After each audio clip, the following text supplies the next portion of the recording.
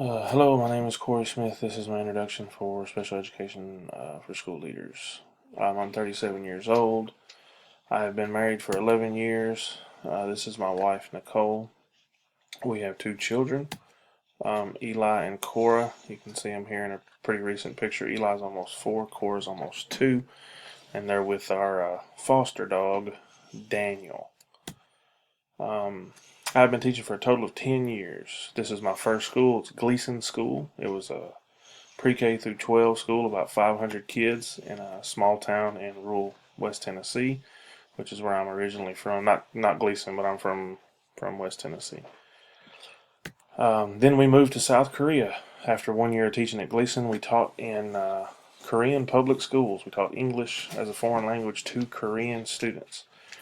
You can see here in the pictures, the old with the new, the cityscape in the background is one of the old palaces. That's very much Korea. About 50 million people packed all on that little peninsula. And then after 4 years of teaching English, we moved to a military base and taught on a military base for 2 years. I taught special ed there.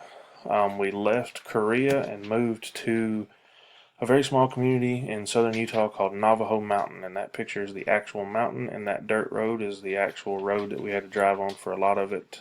We lived 40 miles to the closest gas station, 90 miles to the closest grocery store.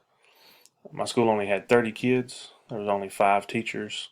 The school was 99% Navajo. I taught special ed, U.S. history, American government, geography, and basketball coach, track coach, um, all those things.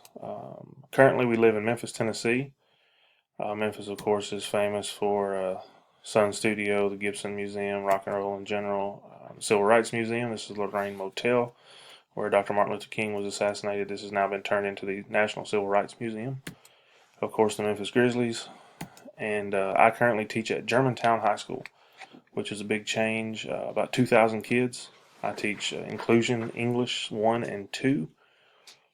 We're a suburb of Memphis, but now the way our after merger of city and county schools, there's been a shift in Germantown, which used to be predominantly white students. We're very wealthy. Now with the shift and the merger, the way the zone shifted and everything, now our school is about 70% African American, and we're currently a Title I school. Our school sits right in the middle of Germantown, which is surrounded by $1 million homes, but we're still a Title I school. It's a very interesting situation. The critical reflection on our school, we have 2 functional skills classes, 2 adaptive functional skill classes. We have, give or take, 220 SPED students in the whole school. The state of Tennessee has adopted the response to intervention model, which this year we've just started the RTI classes. We only have 1 teacher who does those right now, and it's been a really big headache getting all the information and all the data collected to reevaluate the students according to the new criteria. And then all of the students are supposed to have a study skills study hall, which is supposed to get a credit for them, and they're supposed to have a class, but all of them don't get it. Some of them do.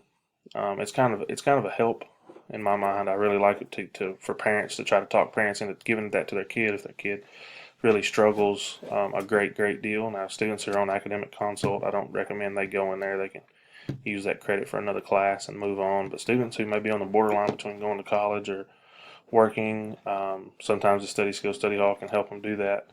Other students who are extremely low, they really need the class for other things.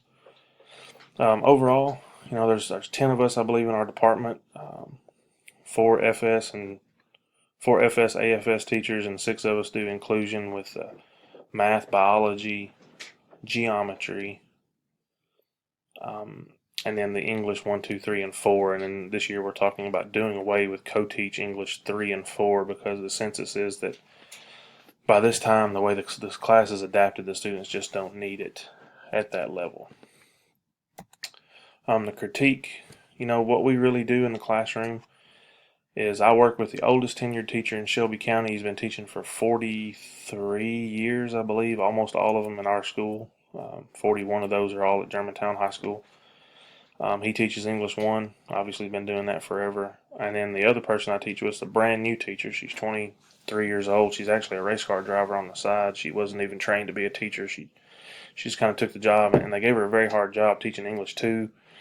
And we have a high percentage. Sometimes some of our classes will be over 50% IEPs, which creates behavior problems and all kinds of other things.